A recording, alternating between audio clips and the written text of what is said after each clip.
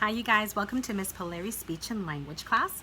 We are in chapter 2 of The Richest Man in Babylon, and this chapter is actually called The Richest Man in Babylon because the first one was called The Man Who Desired Gold. So this time I'm just going to read it. So listening skills, and I will talk to you. I'm going to pretend that you guys are just in front of me, and we are going to begin lesson number 2 or chapter number 2. Okay, the richest man in Babylon. Every time there's a word that I think you guys should know, I am going to stop, define it for you, talk about it, and keep going. So we will read this in chunks. Here we go. All right. In old Babylon, there once lived a certain very rich man named Arcad. Far and wide, he was famed for his great wealth.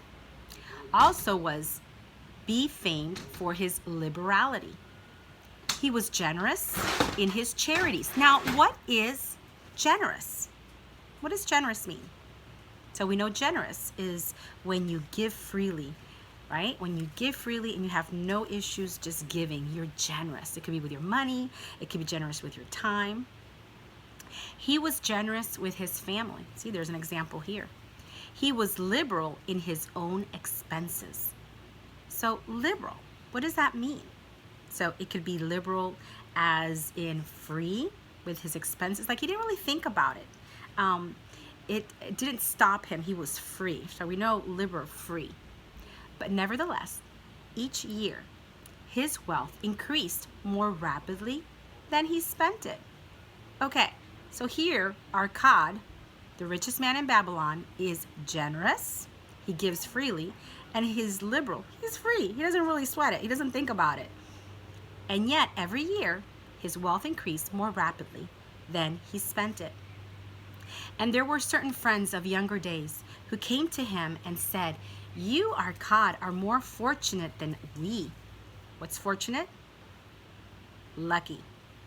You have become the richest man in all Babylon while we struggle for existence. You can wear the finest garments and you can enjoy the rarest foods, while we must be content if we can clothe our families in raiment that is presentable and feed them as best as we can. Yet once we were equal. We studied under the same master, we played in the same games, and neither the studies nor the games did you outshine us. And in the years since, you have been no more an honorable citizen than we. Nor have you worked harder or more faithfully in so far as we can judge. Why? Why then should a fickle fate single you out to enjoy all the good things of life and ignore us, who are equally deserving? So here they're wondering, what's different? I mean, it's not like you have any special skills that we can see. I mean, they were being nice about it, but they were saying, actually when we were younger, we were better at games and you didn't outshine us, but why are you so lucky? And why don't we deserve this too? Thereupon Arcad remonstrated with them, saying, "If you have not acquired more than a bare existence in the years since we were youth, it is because you either have failed to learn the laws that govern the building of wealth, or else you do not observe them." So he gave them an answer. He said, if you haven't become wealthy or successful or prosperous in whatever way that looks to you, it's because you haven't learned the laws that govern the building of wealth. You haven't learned the laws of wealth, or you're not observing, you're not noticing things. So already, he's giving them an answer. Fickle fate is a vicious goddess who brings no permanent good to anyone. On the contrary, she brings ruin to almost every man upon whom she showers unearned gold. She makes wanton spenders who soon dissipate all they receive and are left best by overwhelming appetites and desires they have not the ability to gratify. Yet others, whom she favors, becomes misers and hoard their wealth, fearing to spend what they have, knowing they do not possess the ability to replace it. They further are beset by fear of robbers and doom themselves to lives of emptiness and secret misery. Others, there probably are, who can take unearned gold and add to it and continue to be happy and contented citizens. But so few are they. I know of them, but by hearsay. Think you of the men who have inherited sudden wealth, and see it if these things are not so. So he's talking about the different situations, right, in life, that some save and save, and they're just so scared to lose it all. They don't spend anything. They're unhappy. And then some overspend and just spend everything and don't have any. Just different situations. His friends admitted that of the men they knew who had inherited wealth, these words were true, and they besought him to explain to them how he had become possessed of so much prosperity. So he continued. So in this chapter, they're actually talking to our God, and they are on that journey, and they can't wait to get those answers. So they're actually right now speaking to our God about how to become wealthy. In my youth, I looked about me and saw all the good things there were to bring happiness and contentment. And I realized that wealth increased the potency of all these. Wealth is a power. With wealth, many things are possible. One may ornament the home with the richest of furnishings.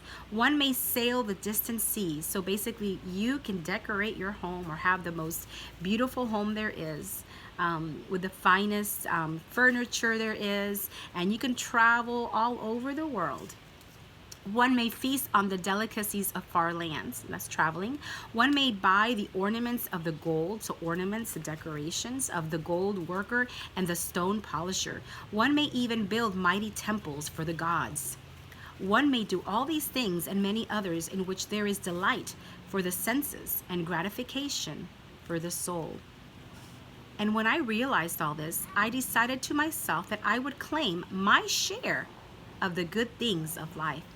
I would not be one of those who stand afar off, enviously watching others enjoy. So enviously, what is enviously? The word is envy, to want what others have. And he's saying he didn't want to be like that. I would not be content to clothe myself in the cheapest raiment that looked respectable. He said, I didn't want to be ordinary or just enough. Raiment, the clothes that you wear. I would make myself a guest at this banquet of good things. Being, as you know, the son of a humble merchant. So even he said, I didn't come from a silver spoon. I didn't come from money. I came from a humble merchant, a business owner, one of a large family with no hope of an inheritance, and not being endowed, as you have so frankly said, with superior powers of wisdom. I decided that if I was to achieve what I desired, time and study would be required. So here he lets his friends Banzir and Kobe know, I had to study. I had to take time and learn the secret of being wealthy. As for time, all men have it in abundance. You, each of you, have let slip by sufficient time to have made yourself wealthy. Yet you admit you have nothing to show except your good families, of which you can be justly proud. So he's basically saying, you got to take advantage of time. You can't just let it slip away. You can't just be playing video games all day long. I'm not saying you're doing it. Okay. As for study, did not our wise teacher teach us that learning was of two kinds? The one kind being the things we learned and knew, and the other being the training that taught us how to find out what we did not know. Therefore, did I decide to find out how one might accumulate wealth? Let's just stop right there. What's accumulate? To gather, to get, right? And then I had found out to make this my task and do it well. For is it not wise that we should enjoy while we dwell in the brightness of the sunshine? For sorrows enough shall descend upon us when we depart for the darkness of the world of spirit. So he's saying, we got to take advantage of our time. And we also have to enjoy, this life and sunshine and what it has to offer, because basically saying life is short, and then we're off to the other world after death. I found employment as a scribe in the hall of records, and long hours each day I labored upon the clay tablets. So he got a job. So the secret to become wealthy, number one, there's actually several. At least this is what he's saying. He's saying he had to study, he had to take time to learn this, but number one, he got a job. See, the first thing he did, he got a job. I found employment. I got a job as a scribe. And he said he worked many long hours. Week after week and month after month, I labored. What does labored mean? What? I know I hear something. What does labored mean? To work. Yet for my earnings, I had naught to show. But then he kind of found himself in the same situation. He didn't have any money. Food and clothing and penance to the gods and other things of which I could remember not what absorbed all my earnings. So he kept spending it on clothes, on food, on paying offerings to their gods. But my determination did not leave me. And one day, Algamish, the money lender, so this is the person that lent him money, came to the house of the city master and ordered a copy of the 9th law. And he said to me, I must have this in 2 days. And if the task is done by that time, 2 coppers will I give to thee. So here comes someone named Algamish, and he asked him to give him a copy of the 9th law. So he would write things like, he would write basically working to make copies. So this person, Algamish, asked for a copy of the 9th law and gave him more money if he did it quickly, right? So I labored hard, but the law was long. And when Algamish returned, the task was unfinished. He was angry, and had I been his slave, he would have beaten me. But knowing the city master would not permit him to injure me, I was unafraid. So I said to him, Algamish, you are a very rich man. Tell me how I may also become rich, and all night I will carve upon the clay, and when the sun rises, it shall be completed. So he saw an opportunity to learn. See, this character, Algamish, was very rich, and he said, I tell you what, I will work all night long until the morning if you tell me the secret of how to become rich. He smiled at me and replied, you are a forward knave, but we will call it a bargain. So basically, they're going to trade off. He said, I like you. You're forward. You tell it like it is. You're not afraid to speak your mind, is basically what he's saying. All that night I carved, though my back pained and the smell of the wick made my head ache until my eyes could hardly see. But when he returned at sunup, the tablets were complete. So here he's doing several things. He got a job and he's working hard, but he's getting something out of it. He's getting knowledge. Now, I said, tell me what you promised. You have fulfilled your part of our bargain, my son, he said to me kindly, and I am ready to fulfill mine. I will tell you these things you wish to know because I am becoming an old man, and an old tongue loves to wag. Basically, what does love to wag mean? Loves to talk, right? I think I love to wag. I love to talk. And when youth comes to age for advice, he receives the wisdom of years. But too often does youth think that age knows only the wisdom of days that are gone, and therefore profits not. But remember this, the sun that shines today is the sun that shone when thy father was born, and will still be shining when thy last grandchild shall pass into the darkness. The thoughts of youth, he continued, are bright lights that shine forth like the meteors that are oft make brilliant the sky, but the wisdom of an age like the fixed stars that shine so unchanged that the sailor may depend upon them to steer his course. Mark you well my words, for if you do not, you will fail to grasp the truth that I will tell you, and you will think that your night's work has been in vain. Then he looked at me shrewdly from under his shaggy brows and said, so he said, listen carefully, because if you don't get this, you're going to think you worked for nothing. So pay attention. let's see here, we have a few more pages. In a low, forceful tone, I found the road to wealth when I decided that a part of all I earned was mine to keep, and so will you. I'm going to turn back, make sure I didn't.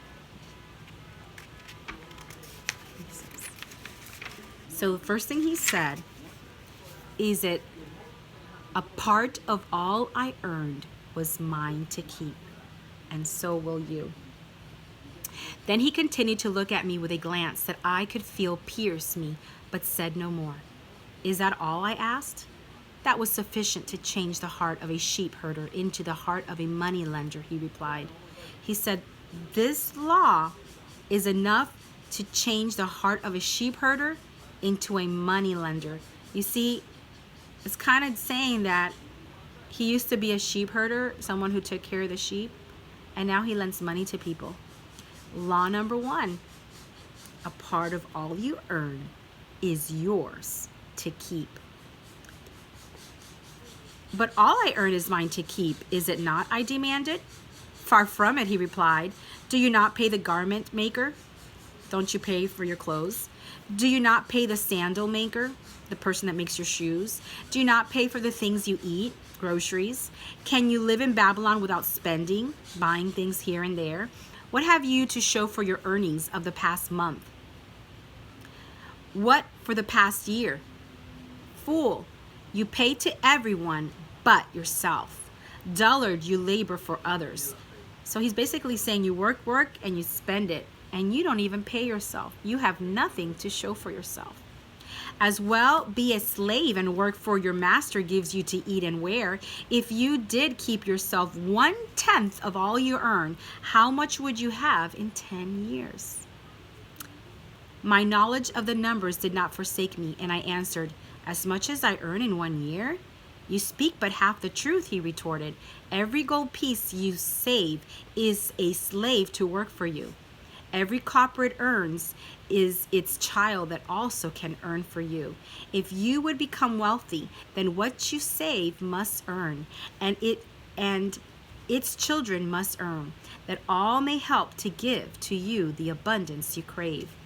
You think I cheat you for your long night's work, he continued, but I am paying you 1,000 times over if you have the intelligence to grasp the truth I offer you. So let's stop right here.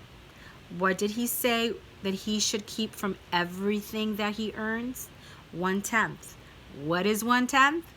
10% of all you earn is yours to keep. He's basically saying, do what you need to do. Spend, food, clothing, but from your paycheck, your earnings, 10% of all you make, you put it in savings. You don't touch that. That is yours to keep.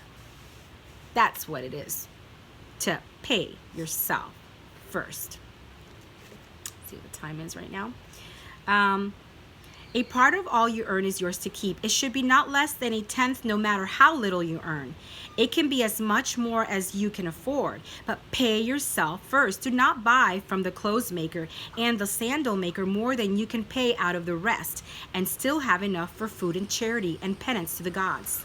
Wealth, like a tree, grows from a tiny seed. The first copper you save is the seed from which your tree of wealth shall grow. The sooner you plant that seed, the sooner shall the tree grow. And the more faithfully you nourish and water that tree with consistent savings, the sooner may you bask in contentment beneath its shade.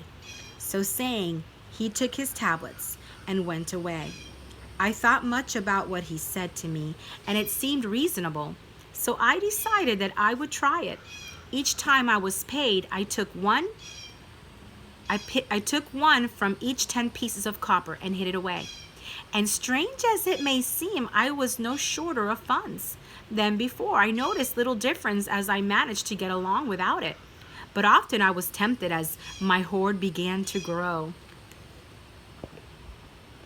to spend it for some of the good things the merchants displayed, brought by camels and ships from the land of the Phoenicians.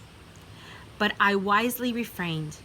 A 12th month after Algamish had gone, he again returned and said to me, Son, have you paid to yourself not less than 1/10 of all you have earned? for the past year?" I answered proudly, "Yes, master, I have." "That is good," he answered, beaming upon me. "And what have you done with it?" "I have given it to Asmur, the brickmaker, who told me he was traveling over the far seas, and in Tyre he would buy for me the rare jewels of the Phoenicians. When he returns, we shall sell these at high prices and divide the earnings." "Every fool must learn," he growled. I'm going to stop right here, and I'm going to assign an assignment. I'm going to assign some vocabulary. So right now we're leaving off on page 12, halfway, and we'll finish the book, just 2.5 more pages, but I'm going to stop right here. I'm going to assign some questions, some vocabulary words, and I want to see what you've learned so far, because there's several things that we've learned. Several vocabulary words. What was that number one rule? What was he supposed to do? Pay yourself first. How much was he supposed to pay himself? And what did he do with that money? Was he supposed to do that? Because Algamish never told him to invest in something just yet. He was supposed to save 1/10 of what he earned and actually keep it. So we will continue the rest of the book, but I have some questions for you in a few. Have a great one.